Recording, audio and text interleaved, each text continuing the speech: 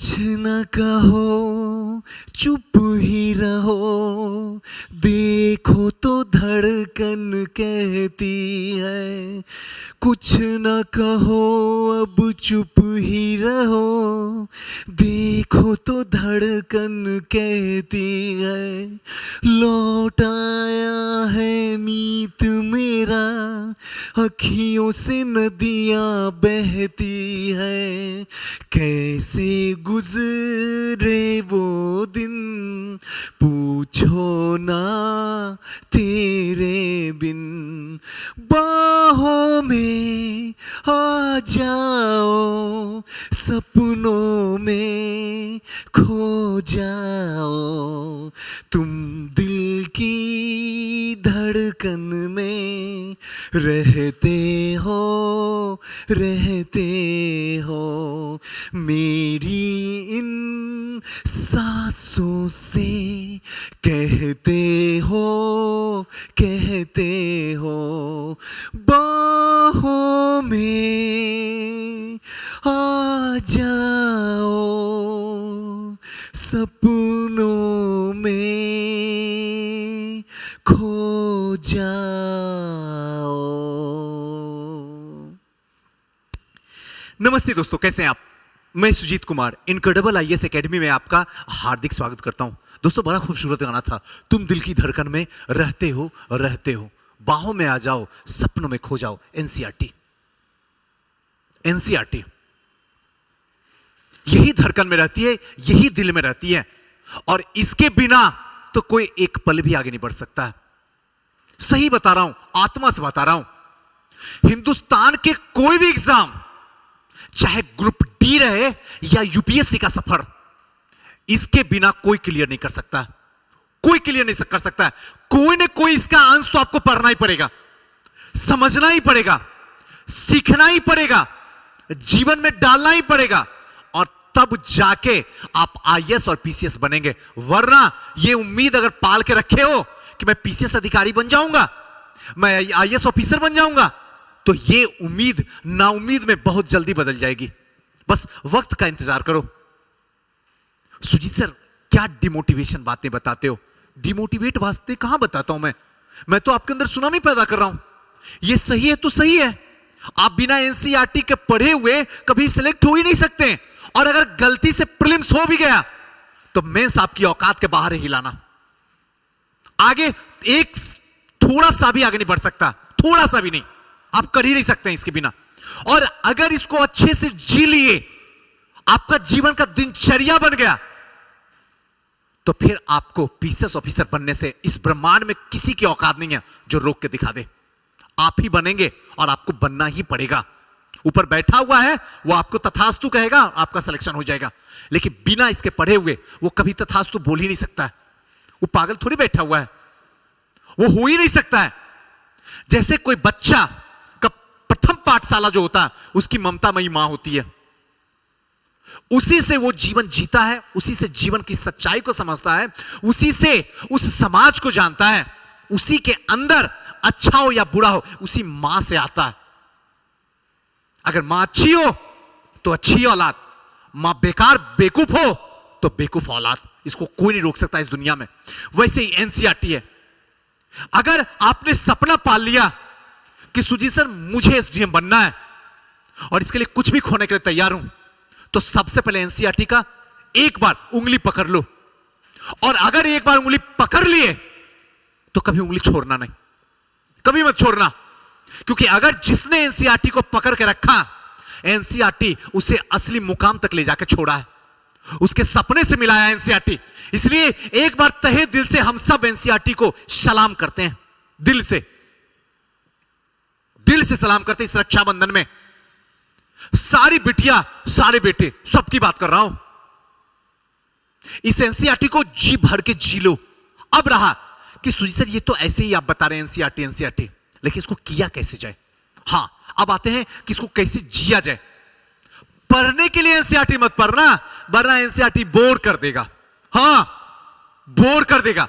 NCERT को जीने के लिए पढ़ना, तो एनसीईआरटी आपकी जिंदगी में भोर कर देगा। भोर यानी सुबह, जीवन में एक चमक पैदा कर देगा।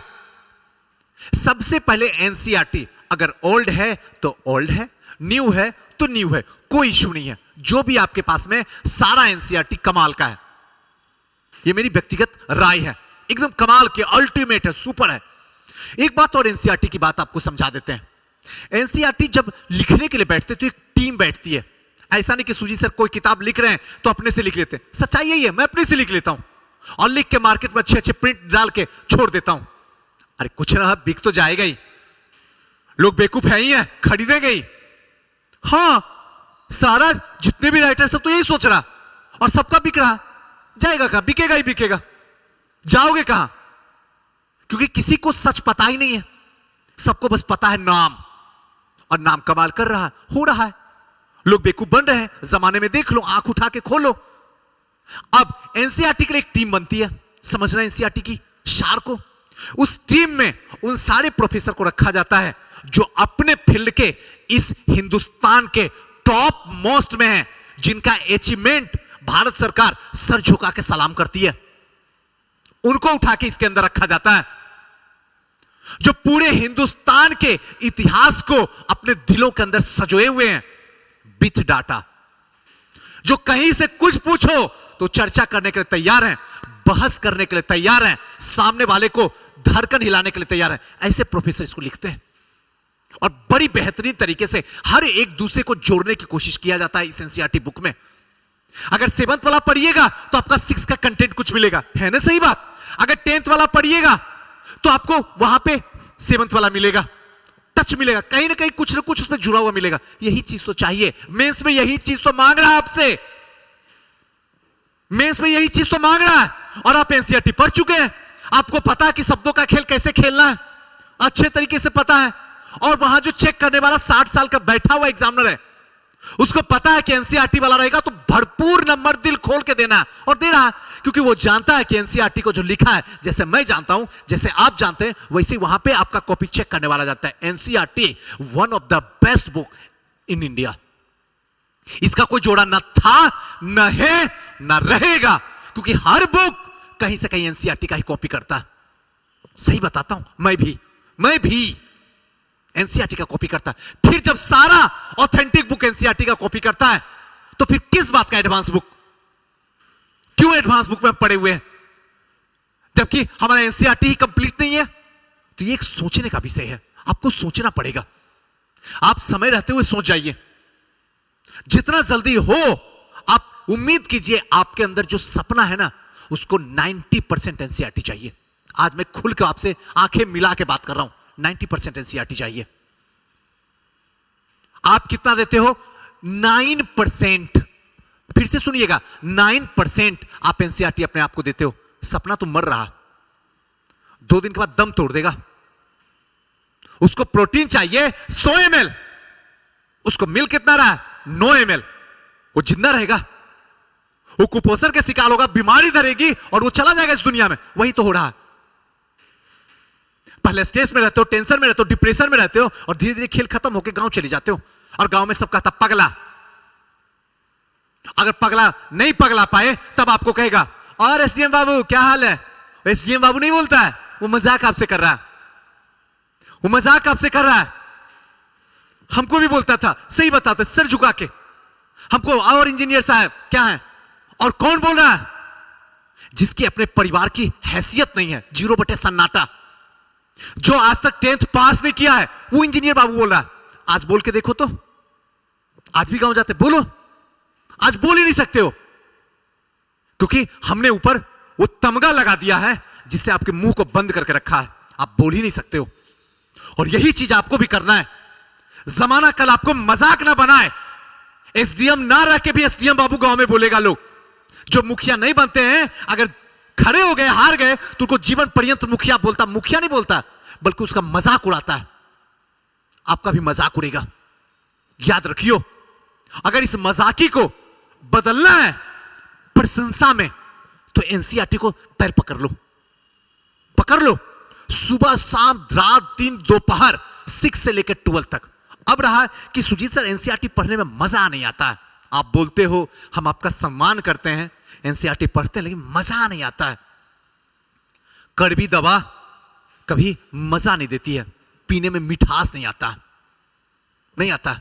करेले की सब्जी खाने में कोई स्वाद नहीं आता है, बस लगता है करेला और रोटी दोनों मुंह में घूमता है। लेकिन जब वो अंदर जाता है तो वो कमाल करता है, जो आपका डाइजेस्टिव सिस्टम जानता है, आप नहीं जान सकते हैं। एक डॉक्टर जान सकता है जो डाइजेस्टिव सिस्टम को जानता है, आप नहीं जान सकते। ये बात दिल की है जो आपको समझना होगा, आपको एनसीईआरटी करना होगा। अब एनसीईआरटी में क्या है, आप एक टारगेट लेकर बैठिए 6 से 12, अपने टेबल पे 6 से 12, नया हो या पुराना हो, आंख बंद कर दे। बाकी जितना भी किताब है, जितना भी ड्रामा है, जितना भी वीडियो है, सबको साइड हटाइए, हटाइए साइड। सब एडवर्टाइजिंग का मशीन है। यूट्यूब आज के डेट में जो है प्रमोशन है, नॉलेज का अपडेट रहा ही नहीं, गया जमाना वो। अब सिर्फ प्रमोशन है, हर कोई प्रमोशन करने आता है।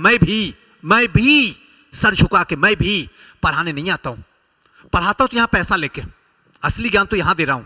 यूट्यूब पे क्यों दूंगा, यूट्यूब से मिल क्या रहा है जो दूंगा, वहां तो प्रमोशन होता है जी। हाँ, हमारी ये बैच स्टार्ट हो गई है, हमारा ये है, हमारा ये टीसी में ज्वाइन कर दीजिए, हमने इतना बच्चा पास किया है। शतक से नीचे तो कोई बच्चा बोल ही नहीं रहा आज के डेट में, कोई भी संस्था। सेंचुरी उसी के पास आया हुआ है। खैर, आप खुद समझदार हैं, आप समझ ही सकते हैं इस बात को, मुझे बताने की इसमें जरूरत नहीं है।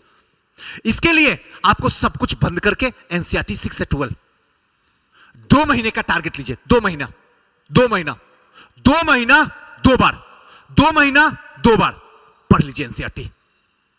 उसके बाद जो एडवांस बुक लेना हो, जो बुक उठाइएगा ना, वही बुक आपको मजा आएगा, वही बुक आपको। ज्योग्राफी का अगर ऑप्शनल सब्जेक्ट का सविंदर सिंह का भी उठा लीजिएगा तो आपको लगेगा कुछ है ही नहीं, बच्चों का खेल है। सही बता रहा हूं, बच्चों का खेल है। अगर इतिहास में मिडेवल का सतीश चंद्रा उठा लीजिएगा, जबकि आपको नहीं पढ़ना है, आपका ऑप्शन नहीं है हिस्ट्री, लेकिन आपको कुछ है ही नहीं, सूची से मजा आया, सीखने का मौका मिला, मजा आ गया।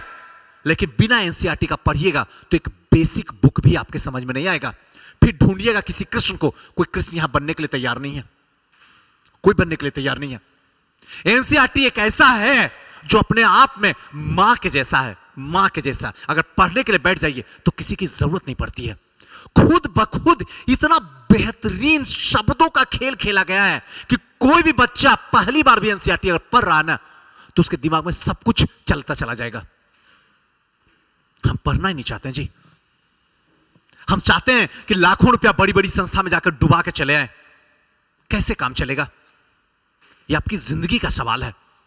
एनसीईआरटी पढ़िए, पहला बार जब पढ़िएगा तो कोई भी अंडरलाइन मत कीजिएगा प्लीज। पहला बार बस जीने के लिए पढ़िए। अब बात रही कि एनसीईआरटी को पढ़ा कैसे जाए। एक लाइन जो सबसे इंपॉर्टेंट है, मान लीजिए कि अभी जो ये टाइमिंग चल रहा है वो मुगल काल चल रहा है। मुगल काल यानी कि 1526 बाबर इब्राहिम लोदी का जो युद्ध हुआ था, पानीपत का प्रथम युद्ध हुआ था, वहां से मुगल का पदार्पण हो जाता है। यानी अपनी जिंदगी को 2022 से निकालिए और 1526 में ले जाकर छोड़ दीजिए। हां, अगर आप पटना में, प्रयागराज में, मुखर्जी नगर में, तो अपनी जिंदगी को वहां से उठाइए और ले जाकर पानीपत हरियाणा में छोड़ दीजिए और फील कीजिए कि आप वहां हैं, युद्ध चल रही है और युद्ध के चारों एंगल से देख रहे हैं। राजनीति क्या है, आर्थिक क्या है, सामाजिक क्या है, सांस्कृतिक क्या है, धार्मिक क्या है। फिर देखिए पढ़ने का मजा। अगर बक्सर का युद्ध चल रहा है तो सीधे 1764 में ले जाइए जिंदगी, 2022 को उठाइए, 1764 में ले जाइए, ऐसे पढ़िए, तब लगेगा पढ़ा हुआ मजा आता है। वरना इतिहास तो बोर कर देगा, जान ले लेगा आपका। सही बता रहा हूं। आज भी बच्चों को मैं पढ़ाता हूं, जब जो ईसवी सन शताब्दी में होता है, मैं बच्चों का तो वहां चलो, वहां चलो। तुम लोग नीचे सीमेंट के बोरी पे बैठे हो, गुरुजी पत्थर पे बैठे हुए हैं, और फील करो कि 1764 का समय है। सुजीत सर बैठ के बता रहे हैं क्या क्या घटना हुई है, कैसे ये जो है एक निर्णायक युद्ध में परिवर्तित हो गया, कैसे हमारे पैरों में बेड़ियां बंध गई, और फिर पैरों में बेड़ियां बंधी तो क्या इसका आधार कहीं ना कहीं 1857 से जुड़ेगा। सारे एंगल से देखो। उसके बाद देखो कि जमाने में 1764 में क्या घटना हो रही है दुनिया में, क्योंकि इतिहास पढ़ रहे हो, ध्यान रखना। अगर दुनिया से नहीं जोड़ने आया तो इतिहास पढ़ना बेकार हो जाएगा। ध्यान करो कि वहां क्या हो रहा, क्या घटनाएं आंग्ल मराठा युद्ध में हो रहा, मराठा का। फील करो क्यों मराठा हार जा रहे हैं, इसके पीछे का रीजन क्या है, क्यों आंतरिक कलह हो रहा है, क्या वाकई में आज के जीवन में भी आंतरिक कलह होता है, और क्या आंतरिक कलह से इंसान उबर पाता है, और अगर उबर नहीं पाता तो वंश बर्बाद हो जाता है। अगर यहां आंतरिक कलह हो रही थी, यहां अंग्रेज मराठा से लड़ रहे थे, तो पूरी दुनिया में क्या हो रही थी, अमेरिकी क्रांति चल रही थी। जरा जोड़ो उसको, और जोड़ के बच्चे को समझाओ, आप अपने बच्चे को समझाना, फिर देखना पढ़ने का जो मजा आएगा ना, कहोगे कमाल सुजीत सर, कुछ नहीं है। और जो जितने बेहतरीन तरीके से पढ़ेगा, कॉन्सेप्चुअल के साथ में पढ़ेगा, समझदारी से इसके अंदर रखेगा, वो उतना बेहतरीन लिख लेगा, उसमें कोई शक की बात नहीं है। और जो सबसे इंपॉर्टेंट है कि जितना पढ़ते हो उतना लिखना शुरू कर दो आज से, प्लीज, हाथ जोड़ के विनती है। अगर कहो तो मैं सर झुका लेता हूं आपके सामने, हां सही बता रहा हूं, दिल से बता रहा हूं। अगर एक सीट लेना है तो अगर 2 घंटे पढ़े हो तो 2 घंटे रगड़ मारो, जितना पढ़े हो। बंद करके आंखें बंद करो, एक बार सोच लो, उसके बाद लिखना शुरू कर दो। आपके अंदर वो कॉन्फिडेंस आएगा ना जो कोई सपनों में खोजता होगा, मंदिर में, मस्जिद में, गुरुद्वारा में दर दर पे ठोकर खा के, और आपको खुदा फ्री में गिफ्ट कर देगा। एक बार लिखना तो शुरू करो, सोचना आपको है। मेरा तो वक्त ऐसे भी जा चुका है, मेरा बस आपके साथ में एक चीज का रिलेशन है, रिश्ता है, और वो रिश्ता जो है बस एक इंसान का।